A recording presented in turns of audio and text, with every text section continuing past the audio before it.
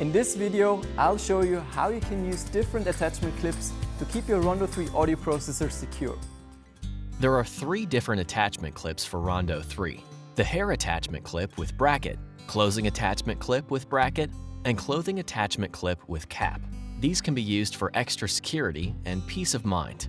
To attach a clip with a bracket, position the bracket over the grooves on either side of the rubber socket cover. It does not matter which side you attach it to.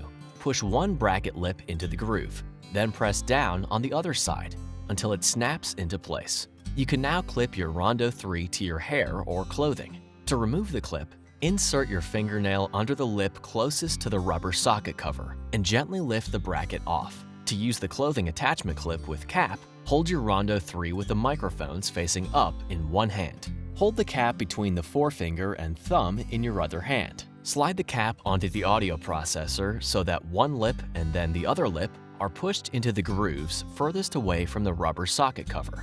Make sure that the leash does not get caught under the cap.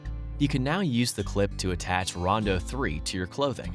To remove the clip, insert your fingernail under one side of the cap and gently lift it off. Now you can snap on your attachment clip and go about your day.